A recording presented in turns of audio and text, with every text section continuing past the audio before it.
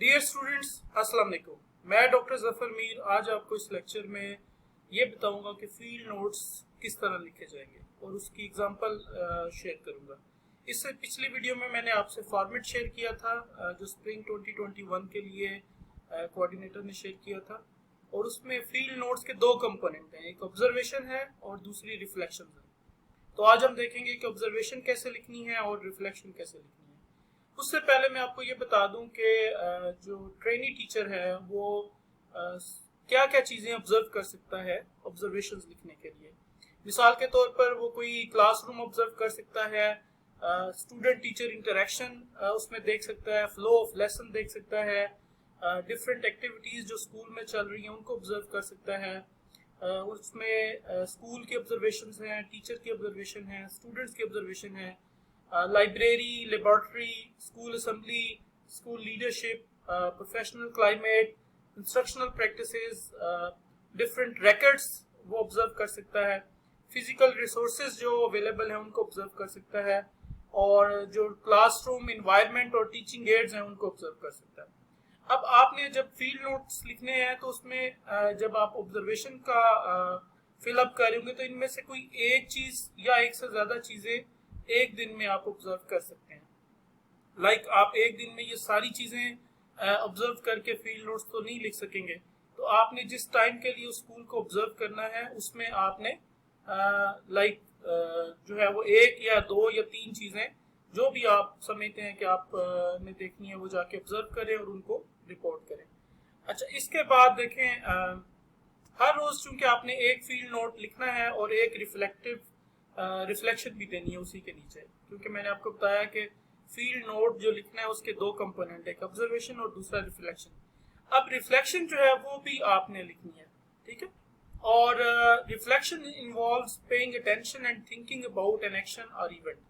Reflective journal is a written record of daily reflections written by the trainee teacher. अब आप उस reflection में जब लिख रहे होंगे तो क्या सोचेंगे? Think and learn from past, ठीक है। जो आप सोचेंगे, क्योंकि आज आपने ऑब्जर्वेशंस की हैं और आप पास्ट को भी सोचेंगे कि पास्ट में क्या आपने लर्न किया हुआ था, और think and learn from past ये आपने रिफ्लेक्शंस लिखते हुए सोचना है। Assessing what I am now, assess करना है कि मैं अब क्या हूँ, ठीक है। यानी क्योंकि एज ए टीचर आपने अपनी इंप्रूवमेंट भी करनी है इस रिफ्लेक्शन के थ्रू।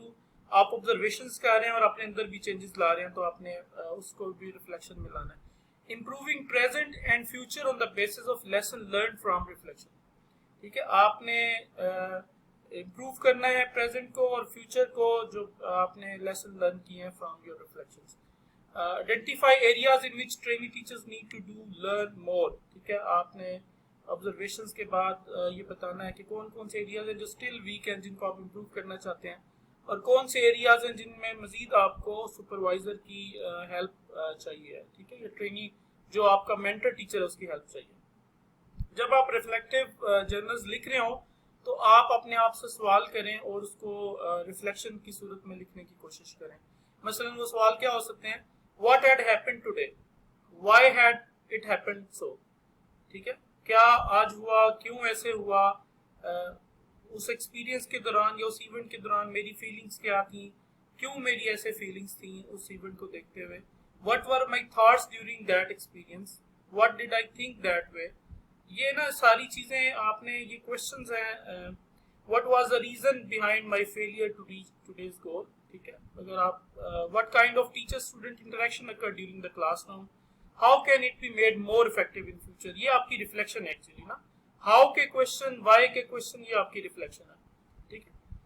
और आप अपनी टीचिंग को या अपनी प्रैक्टिसेस को इम्प्रूव करना चाहेंगे during this observation and reflection, ठीक है। आप क्वेश्चंस करेंगे अपने आप से और जो आपके ज़हन में बातें आएंगी वो आप रिफ्लेक्शन में लिखेंगे, ठीक है।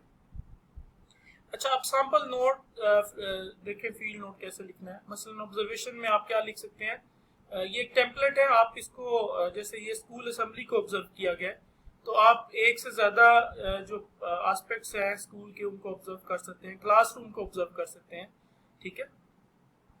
जो एक लेसन टीच किया जा रहा है उसको ऑब्जर्व कर सकते हैं, असम्बली को और लाइब्रेरी को ऑब्जर्व कर सकते हैं। तो एट ए टाइम एक दिन में आप एक से ज़्यादा चीज़ें ऑब्जर्व करके लिख सकते हैं।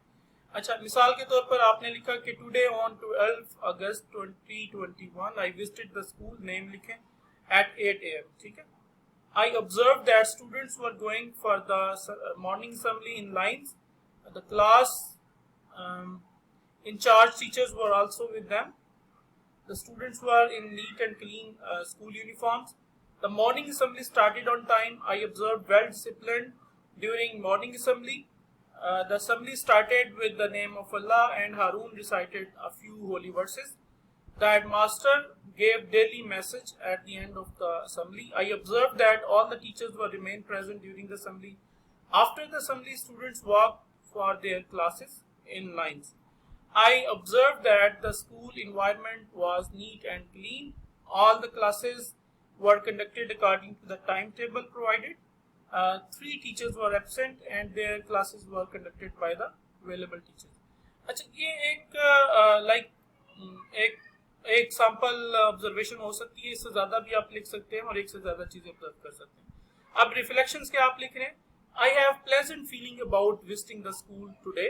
It was my first ever visit of any school for the purpose of observations and improvements. I enjoyed a lot during the stay in the school, met with teachers and students. I learned some lessons as well. For example, the arrangement of assembly program, punctuality matters, and time management during the assembly. I felt that there should be some exercises before the recitation of holy verses. Otherwise, I was very happy and as an observer, as a prospective teacher today. तो आप इस तरह की reflections लिख सकते हैं। आप इसमें बता सकते हैं कि आपने क्या लर्न किया, क्या आपने अपने अंदर कमी महसूस की, क्या चीजें इंप्रूव करने की जरूरत है आपको ना। ओके जी, कोई क्वेश्चन हो तो आप जरूर कमेंट बॉक्स में लिखें। अल्लाह हाफिज।